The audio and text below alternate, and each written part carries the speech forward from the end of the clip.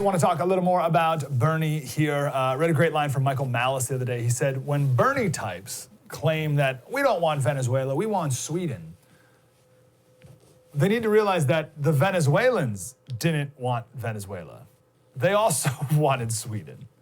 But look where they are. One quick background point. Look how much MSNBC doesn't want Bernie to win. So Chris Matthews is going nuts. James Carville is calling Bernie supporters idiots if they think that they could beat Trump. And check out this reporter at a Nevada caucus site on Saturday. Largely people of color. Of those, the majority are Latino, and they are clearly, at least from eyeballing it, strongly in favor of Bernie Sanders, with Joe Biden coming in second. Brian? Gosh, I love that clip so much. That's amazing. Bernie winning this. Like, what is that? Wow, that is the only clip you need to see to know how much the media and the DNC, they don't want Bernie to win. Because they know he'll lose to Trump. Like that, I've never heard a sigh like that. Now, let me admit something first. I keep going back and forth on this. Because I just said, they know that Bernie can't beat Trump. But no one thought Trump could win either. Right? So, and I hear a lot of people saying that, like, the people who are saying Bernie can't win, like, you said the same thing in 2016, right? So I think that, I'm like, oh yeah, that's true. So maybe Bernie could win. But Bernie's not Trump. Bernie's not Trump on optics, on stagecraft, messaging, branding, like they're totally different. Bernie is not Trump. And also on the issues, Trump's policy stances were on Republican brand.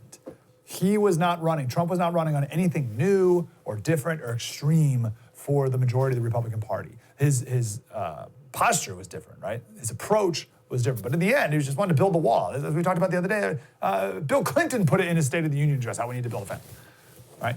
So Trump was just promising to actually do the things that Republicans have promised to do for decades. But Bernie's completely different. Bernie is proposing radically different policies and radically more extreme policies than the left has ever talked about. So that's a big difference as well.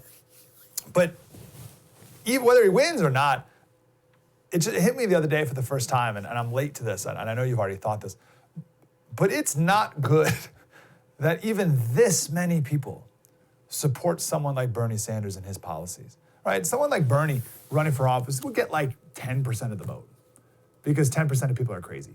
You're always going to have 10%. And then in 2016, it was a binary option against Hillary, right? So if you liked Hillary, then you vote for Hillary, and that's like 60% of people. And then, if you don't like Hillary, you vote for Bernie, and that's like 40% of Democrats, right? So you get 40%. So you look at that, you're like, oh, 40% of people are socialists. You're like, well, no, not really. It's just they didn't like Hillary. But now we see 50% of Democrats supporting Bernie and his policies when there's lots of other options as well. And that's concerning. So while I'm celebrating the fact, and I've been celebrating the fact that he's in the lead because I do think it's good for Trump in the end, very bad for our country that a socialist is doing even this well. The left's Overton window is being skewed now very far to the left. And I don't know if it's going to be a one-time thing or if the window's now over there for good. And if you ever want to win the White House as a Democrat, you have to be promising $60 trillion in new spending and government takeover of industry. Slater Crusaders, thanks for watching the first on YouTube. If you want more, like, subscribe. We got plenty.